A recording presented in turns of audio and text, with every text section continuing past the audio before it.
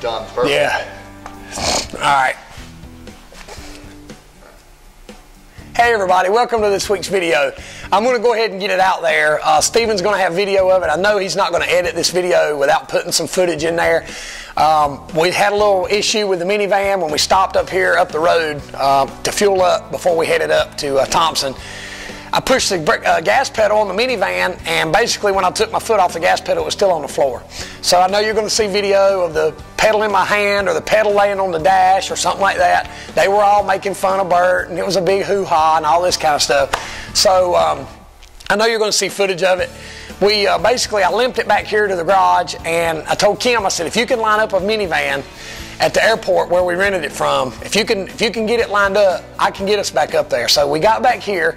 I got an aluminum piece of rod and taped a piece of rag on it, and basically drove to the Greensboro airport with one hand on the steering wheel and one hand pushing the gas pedal like this. So we got there, got a new van, got on the way. We got to about the Natural Bridge exit before, with the big truck, before it blew a tire. That took us about an hour and a half to 2 hours for the guy to come out and change the thing, change the tire, and get all that stuff taken care of. We got back on the road, and I don't think we made it quite 100 miles, and we had another blowout on the trailer. Luckily for us, there was a truck tire repair shop about a half mile up the road. So we got about, we limped the truck up the road there and backed in. So keep in mind, we're on our second blown out tire. Them tires run about $300 to $325 a piece. We back in, and as they're changing the second blown tire, they find that there's two other tires that are in really bad shape. So we're not even a third of the way up the road yet, and already have four repaired trailer tires. That eats into your budget pretty good before you even get on the road. So what should have took us 14 hours took us about 18 hours to get there. I think we got there about 3 o'clock in the morning. We had to be at the racetrack the next morning at 8 o'clock. So you can imagine everybody was tired and ill, but we got up, we went to the racetrack. On Saturday, what we had was practice. We had to go through tech. Then we had practice, and we had qualifying. On Saturday, the weather was cool. It was overcast. And the longer we practiced, the tighter we got. And that's because of the cool weather and putting more rubber down on the track. So we kept adjusting our car, kept trying to free it up. And when qualifying came around, I made a couple adjustments to free the car up just a little bit. But I think a whole lot of the reason that we didn't qualify as good as I wanted is because I drove in way too hard. Knowing what I know now, I would have backed the corner up, let it get turned, and then accelerate. I really tried to drive in really hard because I know that you can get by with that at Thompson.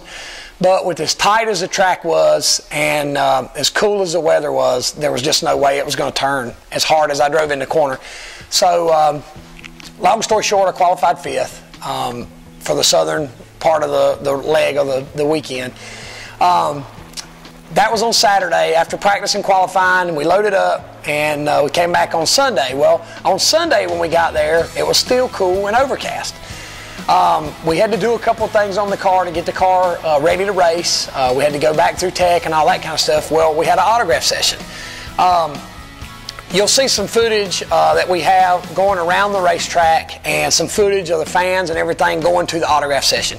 It's always great to go up and see all my friends and all my fans and everything from the New England area. I got a couple buddies that I race against up there that I always like talking to. Ryan Priest and Mike Stefanik came over, and you see I'm wearing my JB3 t-shirt that Jimmy Blewett and his family gave me. It's always nice to visit with those people because we don't get to see them but a couple times a year. As the autograph session came up, it's really humbling, if anything, when fans from that area come up to you and thank you for making the trip.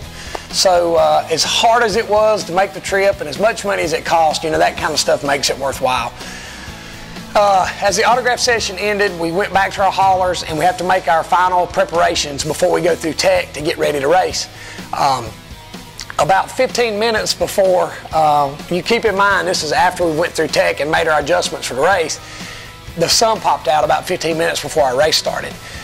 Knowing what I know now, I found out that the track temperature from when we ran our race, the 75 lapper, to when we ran the 50 lap UNOH showdown, the track temperature went from like 111 to 86 degrees. I'll tell you why that's relevant. In the 50 lap race that we ran, I actually started third because two of the cars that were in front of us missed the driver's meeting. So I started third. I took the lead right away, and I think I led maybe 12 or 15 laps, and I actually ended up finishing fourth. The car actually got loose on me. Knowing what I know now, the track conditions were the main reason for that. It got warm, the track got slick, it got greasy, and after talking to Ryan Priest and some of the other guys who lost the handle in their race, in the northern race, said the same thing, that the track got really slick for them. So we came in. You can only make minor adjustments. So we basically worked with our stagger and a couple other things to try to tighten the car up for the 50 lap race just a little bit. But when the track cooled off and everything, we were actually too tight in the 50 lap race. The inside row is not the place to be, and that's where the Southern cars had to start after the coin toss. So the top four on the inside line on the start of the race ended up being like 9th, 10th, 11th, and 12th after we ran like 4 or 5 laps, because the outside line just basically freight trained you. The car wasn't too bad, it was just too tight. I couldn't get turned in the center of the corner to be able to get off the corner like I needed to, and we ended up 10th. I want to say a special thanks to Jonathan Honig and the Honig family for having us at Thompson. They gave us breakfast coupons. We got to go through the buffet line for breakfast on Sunday morning, which was great. They give us fuel cards and stuff like that to just try to do everything they can to help ease the financial burden that we have to go to Thompson. I think me and Daddy were talking, I think between all the vehicles we took, we ended up spending about $3,200 in fuel. Just in the vehicles. That doesn't count anything to do with the trailer tires or the race car or race car tires or anything like that. That's just in fuel in the vehicles to get there and back. So anything that anybody does for us is always a help. You'll see, I don't know if Stephen got a shot of Pete Sendone. Got the sticker on the car. Pete always takes care of my fuel when I come up there. He's a good friend. We love hanging out with Pete. I've offered 3 times for him to come back to North Carolina with us and hang out with us at the tracks we go to down here. He says he's going to hopefully be able to come down to Charlotte in mid-October whenever we run down there. So thanks to Pete for taking care of our fuel. Like I said, every little bit helps. Napa, one of the local Napa auto parts stores in the area, helped us out a little bit. Like I said, just anything that anybody can do for us to make that long haul is definitely worth it. It just, like I said, it helps ease some of the financial burden that we do have to make that trip. But it took us about 14 hours to get home. Basically, it's a long, hard trip. We know we tried to switch drivers out, tried to rest and then drive, and rest and then drive. But we made the straight pull all the way from Thompson, Connecticut, back here to Walnut Cove, North Carolina. We left there at 7, got back here at 9. There's only so much rest you can get in the back of a minivan. Stephen, you can testify to this. There's only so much rest you can get in the back of a minivan to where you're rested enough to be able to drive at 4 o'clock in the morning coming down I-81 to where your eyes don't go crossed on you. But we made it, we did it.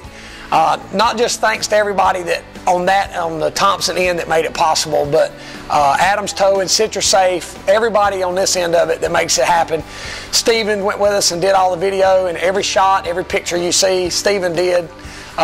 He works really hard for me, and I do appreciate it, even though I don't say it sometimes. But to all my guys, their families, everybody that sacrificed to make this trip, thank you so much, because even though we butt heads sometimes and we argue and we fight about it and we get tired and ill, it's still, I couldn't do it without y'all. So thanks so much. Special thanks to the fans that came out that have wished me well wishes on my arm and my healing and everything. I'm actually getting a lot better. It's still sore, but I'm getting better. This weekend coming up, we have Ace. We're going to restart where we left off with 4 laps on the board. So I think the race starts at like 5 or 5:30 on this Saturday. Like I said, the women will be setting up, selling some merchandise and souvenirs up top. We're going to have some stuff on sale to try to move some stuff for the end of the season specials. So like I said, Ace this weekend. Come out and see us. The weather looks great on the forecast so far. So hopefully we're going to get at least 1 win, maybe 2. If we split, me and Jason split like we did last time, that'll be okay too. But thanks to everybody. Come out and see us.